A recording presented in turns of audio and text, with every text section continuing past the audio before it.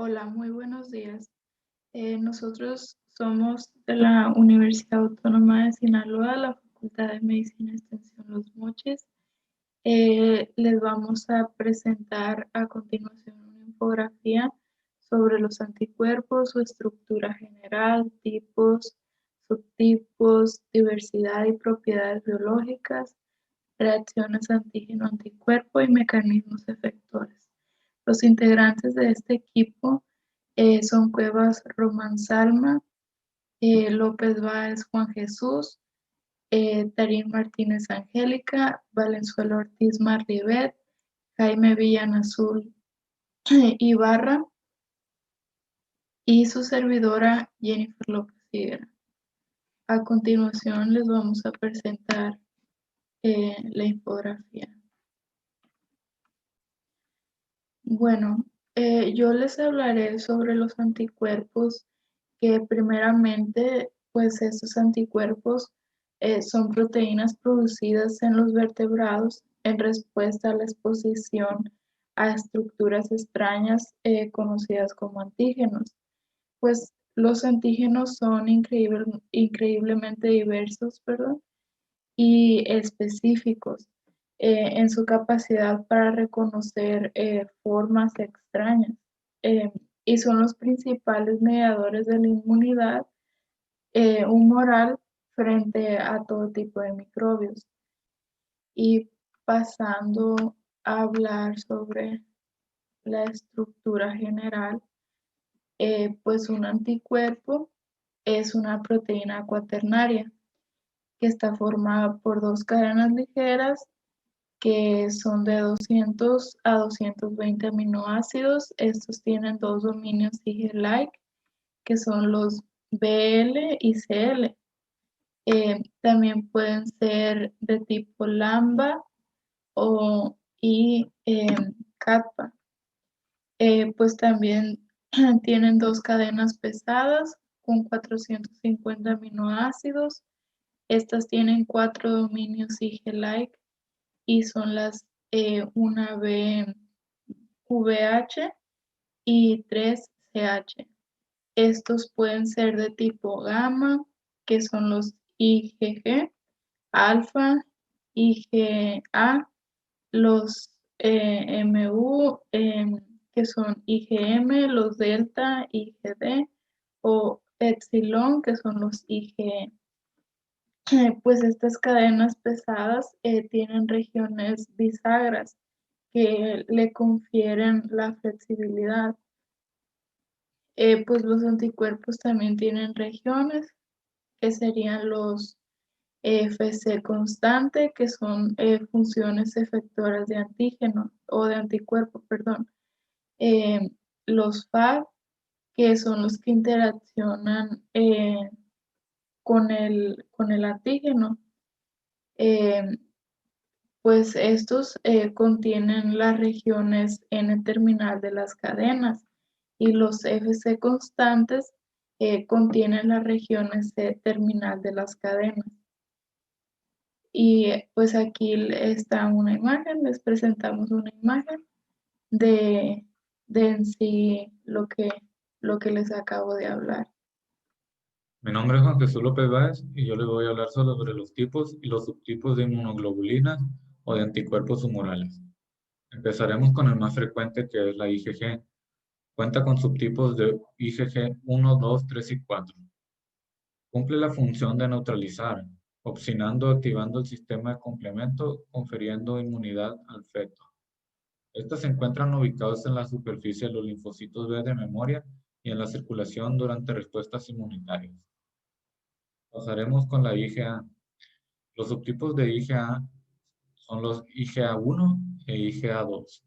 Cumple una función impidiendo la adherencia bacteriana a las mucosas, neutralizando un virus.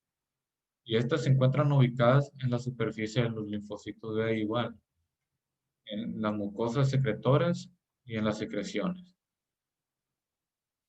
Posteriormente tenemos la IgD, que cumple una función en intervenir en las reacciones alérgicas y también son importantes en la defensa contra parásitos. Estas se encuentran ubicadas unidos a mastocitos y basófilos. Como veremos, pues solo estos dos tipos de inmunoglobulinas presentan subtipos, el IgG y el IgA. Pasaremos con el IgE, que cumple una función que se cree que actúa como primer receptor en la respuesta de antígenos. La ubicación se encuentra unidos a la superficie de los linfocitos B maduros vírgenes, a esperar para ser secretados. La IgM cumple una función de neutralizar el antígeno, pudiéndose activar en el sistema de complemento. Y se encuentra ubicada en la superficie de los linfocitos B de memoria y en circulación durante las respuestas humorales primarias. Mi nombre es Almacía Román y yo les voy a hablar sobre la diversidad. La presencia de un gran número de anticuerpos que se unen a diferentes antígenos se conoce como diversidad. Están basados en la recombinación aleatoria de un conjunto limitado de secuencias de ADN. Un individuo es capaz de producir hasta 10.000 millones de anticuerpos con estructuras diferentes, cada uno con una especificidad distinta. Las variaciones estructurales se concentran en las regiones hipervariables tanto de las cadenas pesadas. Ahora pasaremos a ver las propiedades biológicas de los anticuerpos. La primera es que muestran una variabilidad en regiones que se unen a los antígenos. Esto debido a que presentan pues alta afinidad a ciertos antígenos, ciertas partes de los anticuerpos. También presentan secuencias de aminoácidos únicas en su sitio de unión con el antígeno.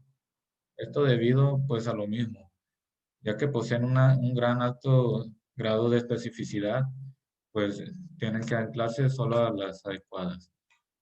Y pueden aparecer de dos formas, unidos a la membrana de linfocitos B, actuando como receptores, y secretados residiendo en circulación, tejidos y en mucosas.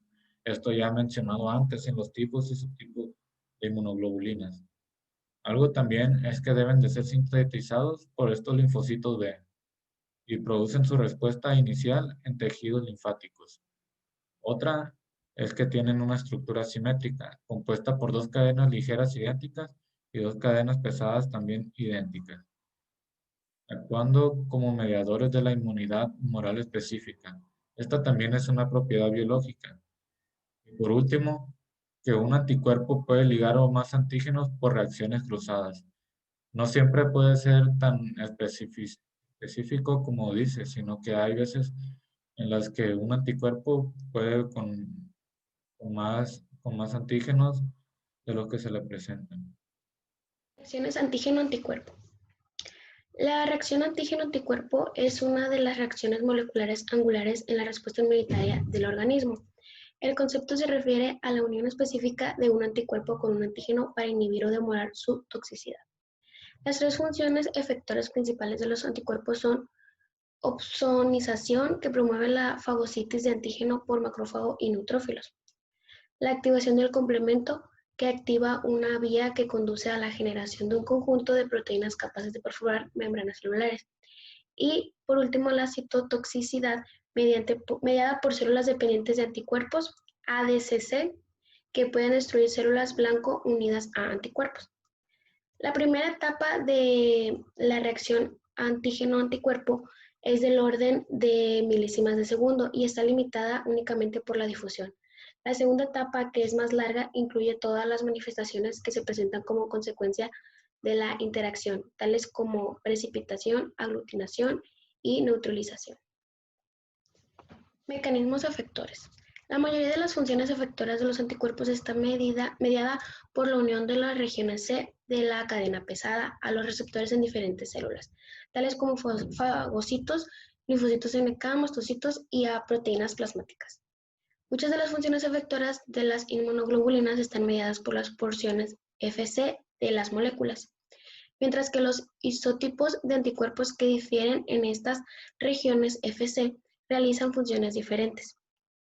Las funciones efectoras de los anticuerpos las desencadenan únicamente los anticuerpos que tienen antígenos unidos y no libres. La razón por la que solo los anticuerpos con antígenos unidos activan los mecanismos efectores es que se necesitan dos o más porciones Fc de anticuerpos adyacentes para fijar y activar sistemas afectores, tales como las proteínas del complemento y los FcR de los fagocitos. Y por último, estas serían las bibliografías correspondientes a la infografía. Gracias.